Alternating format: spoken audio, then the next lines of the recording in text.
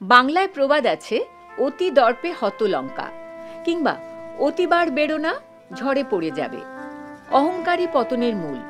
এইরকম প্রবাদ কত শত। কলকাতার দেশপ্রিয় পার্কে অতি উৎসাহী একদল ভক্তের উদ্যোগে বিশ্বের সবচেয়ে বড় দুর্গা নির্মাণের কথা সাড়ম্বরে প্রচার করা হয়। বিজ্ঞাপনের জাদুতে বাংলার মানুষ পায় পায় এই পূজা মণ্ডপে। ঘটল অনভিপ্রেত ঘটনা। প্রশাসন হলো ব্যর্থ। শেষ পর্যন্ত এই পুজোকে করা হলো ব্রাত্য। বেড নিউজের ক্যামেরা পৌঁছে যায় দেশপ্রিয় পার্কে।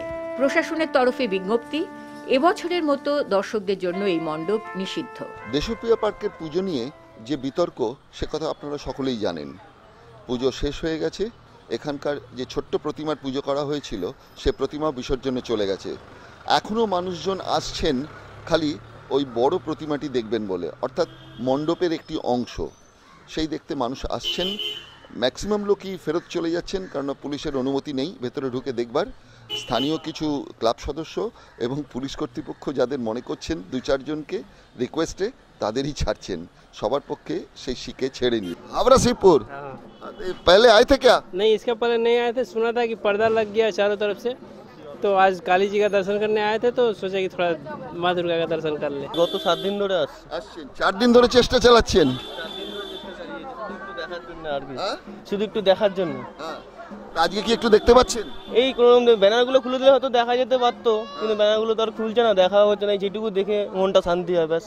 বাজে লাগছে, এটা বাজে লাগছে। এসছিলাম ওই কিছুদিন আগে, তখন দেখতে পাইনি, বাচ্চাদের নিয়ে ফিরে গেছে, তারপরে তো অন্ধকার করে দিল, তাও দেখাই তো গেল না।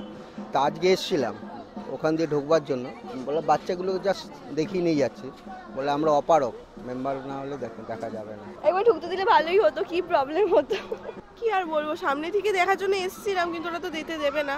এখান থেকেই দেখে যেটুকু দেখা যায়, না দেখার থেকে একটু দেখাই ভালো। ওই বাইরে থেকে দুবার দেখে গেছি, আজকে এখানে একটু ভিড় কম, তাই ছবি তোলার চেষ্টা করছি। এত বড় ঠাকুর, একটা সাক্ষী রাখতে হবে তো।